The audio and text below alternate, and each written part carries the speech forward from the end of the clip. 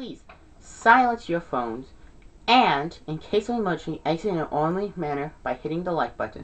This is Balboa from the Secret Lair, here to say it's time for a movie review. This time of Captain America, the First Avenger. Saw it this Friday, we're going to be talking about it. Got cheat sheets, I don't miss anything. Let's get started. The acting was awesome, effects were awesome, storyline was awesome, plot was awesome, the accuracy was good, some areas a little weak, some reimagination, I do mind. Didn't like some, but you know. So it was awesome, awesome, awesome. Just on those facts, it was awesome. Acting was great. Everything about it was great. I'm really like this movie. It's my new favorite movie. Now, just to let you know, a lot of spoilers. So warning, warning, please leave. Because, A, I don't want you to say that I ruined the movie for you. Here's your warning, leave if you don't want to get spoiled. Now, let's begin. We start with the Red Skull. Well, actually, before that, we start with some guys finding a frozen ship, like a spaceship. They call in some guys, they go inside, find Captain America. Then we get to, and we don't get a flashback, we get to a, not this many years, we actually get a date, so it's not dated. And we get this to that, which means that the Red Skull, we see the Red Skull finding the Cosmic Cube, which has become a power source. Originally was, you touch it, you could change anything. Which means that, you know, I didn't actually do this, but let's just say like 5 years ago I broke my leg falling down stairs, or I jumped off the Eiffel Tower, but lived. I could if I touch it, I could change it so that it never happened, change anything. And now it's a power source. I like the new. And he finds and stuff, he's wearing a mask, the Red Skull, by the way. Red Skull's the leader of Hydra, which is an HQ that works for Hitler, but then he ended up betraying Hitler. Anyway, so, we get to Captain America. Steve Rogers applying for the military. This is his 5th time, might I add. And he keeps lying because he wants to serve. He really does. So yeah. Oh yeah. By this time the Nazis are harnessing the power of the Cosmic Cube. Then we get to the movie scene, which is he's watching a movie. Some guy, they're pulling out, like, join the military, help save the guy. One of the guys like, boo! And Steve Rogers tells him to shut up, and then he starts beating him up in the alley. Bucky saves him, which I thought that was cool. Bucky originally met Captain America, and when he was changing, found out, and they became friends. But given this whole they were friends before he became Captain America is awesome. That creates more of a trust that's already been strengthened, and I think that is great. Then we get to the Stark Expo. If you watch Iron Man 2, you would have seen that, so you know that is. They go. He joins the he tries to, you know, enlist himself again. The guy who's in charge of Super Soldier Form walks by, and his Bucky's telling him, just give up, and he's like, no, millions of people are risking their lives to save America. I have to do the same like them, and that's why. And he goes into let the guy picks him, and that's why that's why he picked him, because of his heart, not his physical, but his heart, because he was weak, and he's the same guy. See, that worked for the Red Skull, but then he left, because this gives us an origin to the Red Skull, which I'll get into later. So, he enlists in the army, then he gets to training, and he trains, he's weak, barely do push-ups, stuff like that. And then, before he goes in for the process, he talks about, by the way, he's the bravest one of them all, because they threw a grenade, and he's the one who jumped on it while everyone hid, by the way. But we got this, and so we have that. And he's talking about the Red Skull, because the Red Skull actually put the formula, like, injected it to him, but it wasn't complete, so the side effects gave him, like, the skin shrunk around his face, and, he turned red. So, giving us an origin to the Red Skull was awesome. Definitely worth it. That was great. I love that, by the way.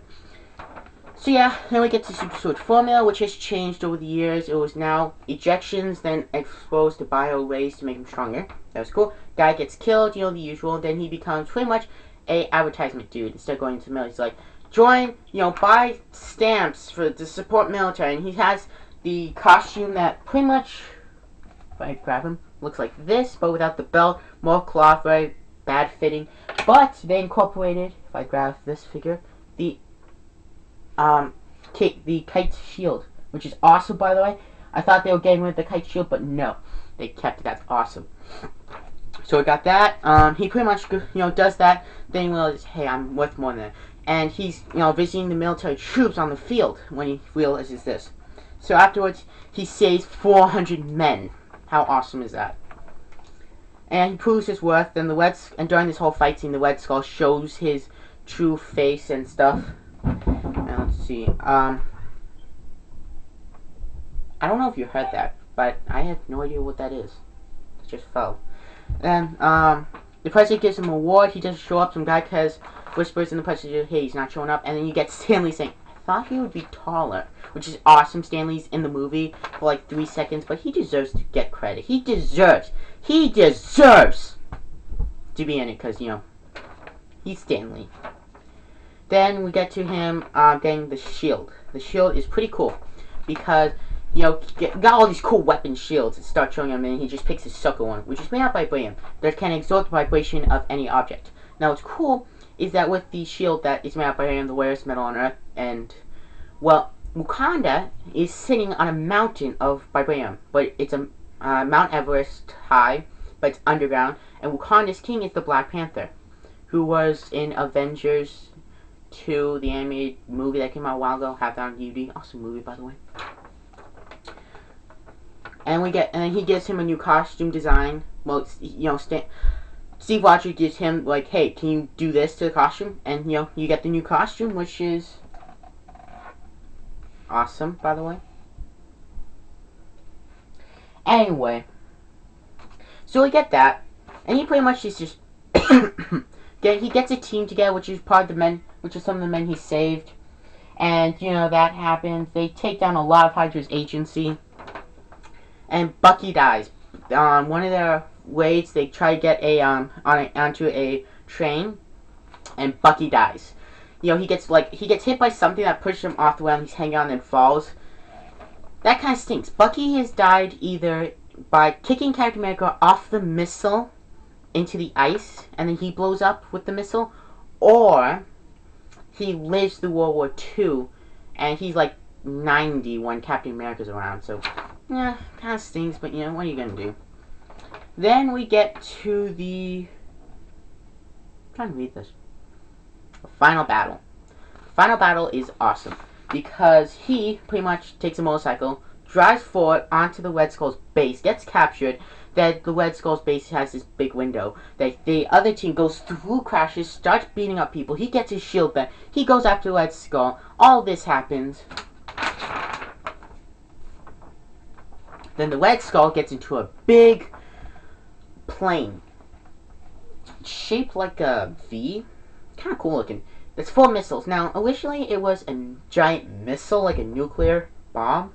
But, you know, that's actually cool how they did a spaceship. I personally would have gone with missile, but, you know, I like this new reinterpretation. I prefer the old one better. But afterwards, you get that. Okay, so he pretty much beats the Red Skull up.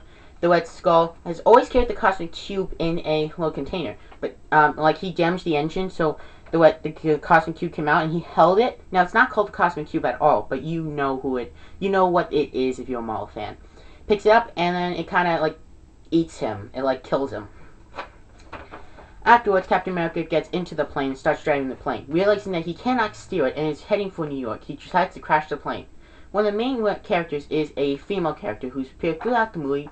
Yet I'm mentioning it, and they kind of fall in love with each other, and he's pretty much saying, I love you, I'm gonna die, landing this plane to save millions alive. You know, that kind of, yeah, standard thing. And then he crashes the plane into ice, and freezes. Afterwards, you see him wake up.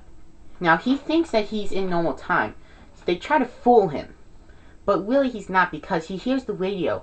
And apparently, he went to that ball game. He's playing like the ball game feed, but he went to that ball game. That's how he knew why. Ran out to New York. Then Nick Fury comes. Hey, he comes out and says, Captain America, this is you are not in time. Tells him the time and explains that, and that's it. End of the credits.